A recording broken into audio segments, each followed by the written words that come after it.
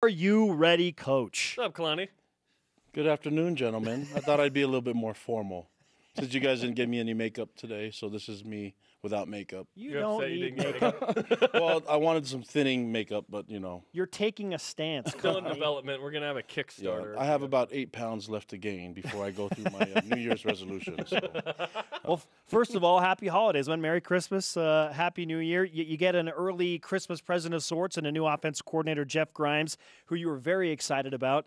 What did it take to convince Coach Grimey to leave LSU and come to BYU?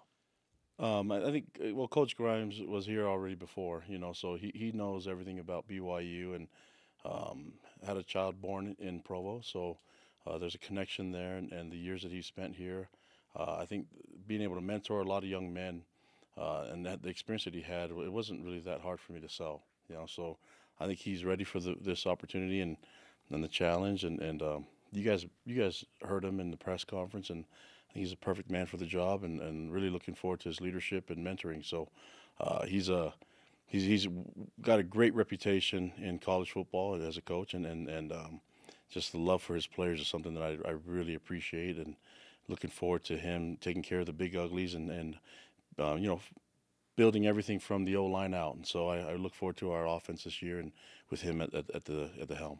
Can I admit something to you? Yes. Is that all right? We made a list Confession of time. yes. Tread carefully. Yes, Bishop. What we thought, we made a list of the top 5 realistic candidates, and we did not have Jeff Grimes on it because we weren't sure it was realistic to be able to get him, given his experience. So how did you get a guy with this kind of experience to be the OC?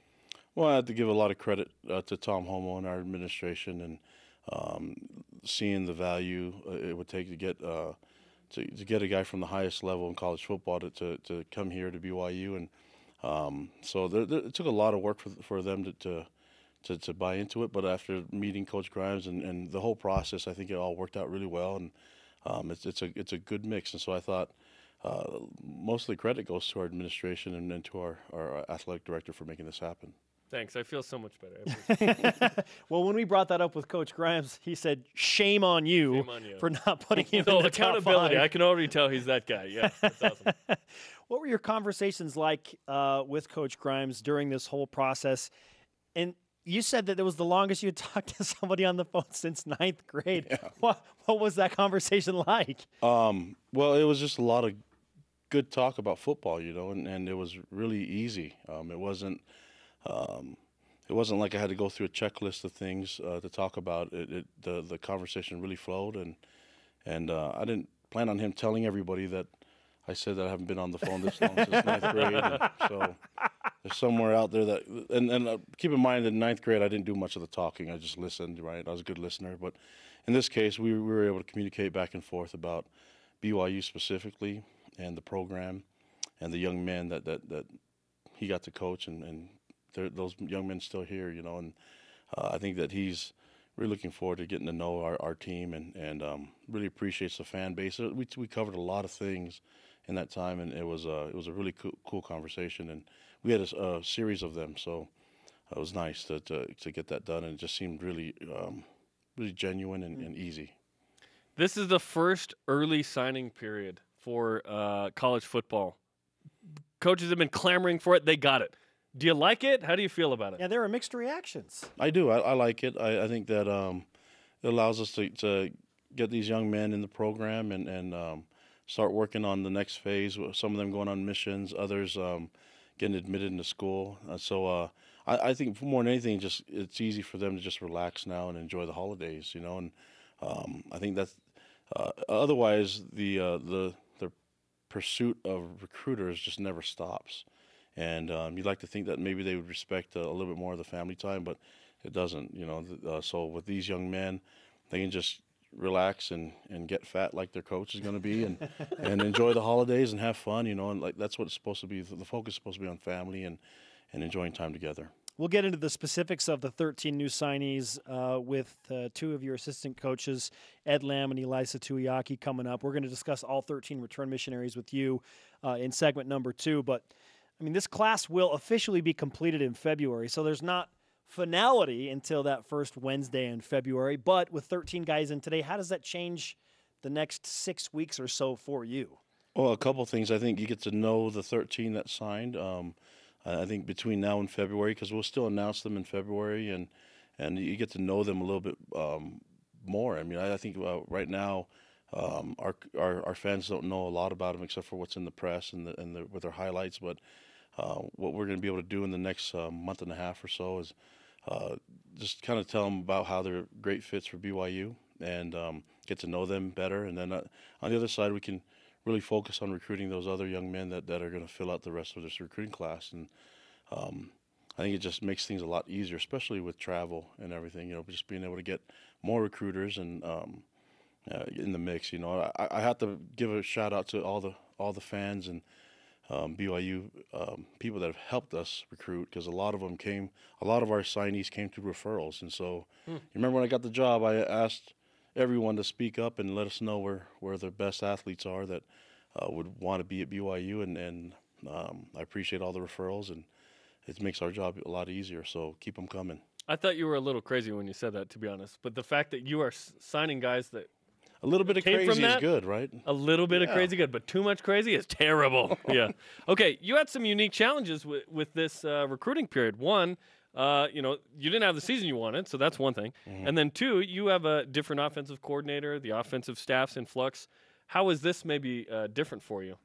Well, I think the goal in recruiting is not to make it about the coaches, myself included, is to focus on what BYU is all about. And it's the people that are here in the school. It's the experience that you get to have here on campus and the opportunity to play football in a wonderful place that has a lot of tradition, So I think the coach has done a great job at communicating that. I think our support staff and our players on our team have done that. Our alumni has done a great job at doing that, and our fans have done that. So BYU is great for these young men, regardless of who's coaching here and regardless of who the head coach is.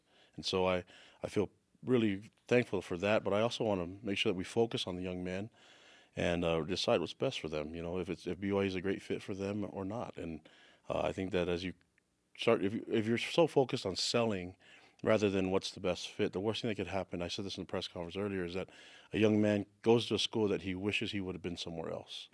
And we've seen that happen in other places with some of the transfers that have showed up here in the last year or so. And then we're seeing that in recruiting when people just make decisions that really aren't based off of what I think what their passion is and where the best fit will be for them. So if we can be involved in finding the best fit for these young men, maybe we won't get them, but we can get the little brother, and we can make this a good experience rather than have it be about all the negative things about selling and trying to buy into different places and really confuse these young men that are just teenagers. So that's a focus on recruiting, is making sure that these young men end up at the right place.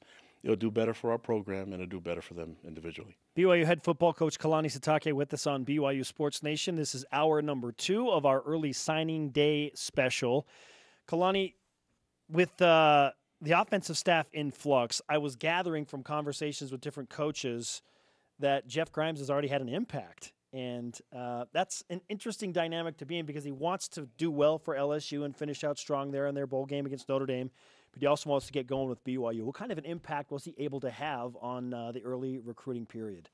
Well, I mean, it was easy. Once he was approved and he was ours, he got to work. And if you know anything about him, he's a great recruiter, and he's a great person. He connects with people so well. You know what I mean? And so.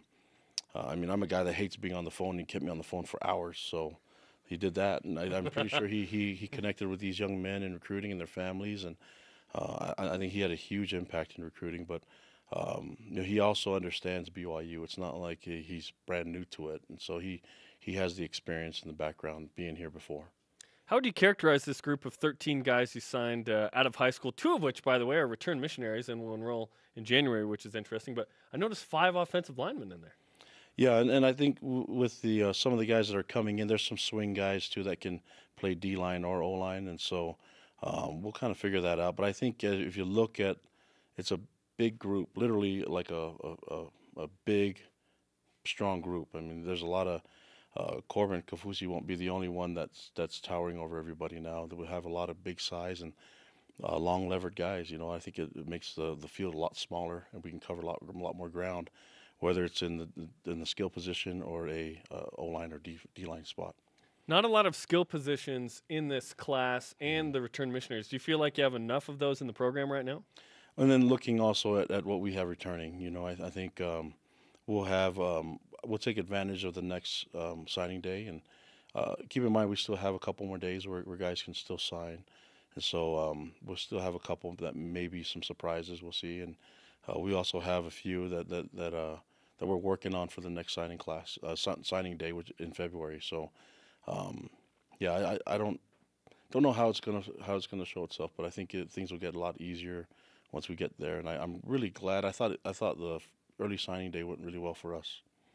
You mentioned that you want things to change. Obviously, coming off of a an very difficult season and one that gave you challenges that you hadn't faced.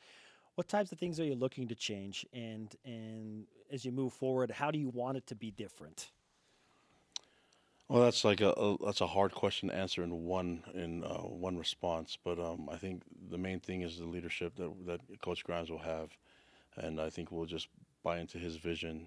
Offensively, we feel like we have something established well on the defensive side and special teams, and once we get everything in place, and we'll have another opportunity to talk about what we have and what the staff that we have here, and so we'll work through that when the time comes. But I think having Coach Grimes in place is the most important part right now. Okay, can we get this man a piece of holiday pie? Because we'd like you to stick around for another segment if you don't mind. Talk about the I'd love to. Let's do it. Don't promise him pie if we don't have it, though. I don't. Hey, I said can we? I didn't say we will. I know we don't have any. All right. I do have some makeup, Coach. If you want to put on some makeup. I think I've been exposed already, so we'll just keep it how it is. All natural. You're hitting a new dynamic with this. Like me as a cornerback in flag football.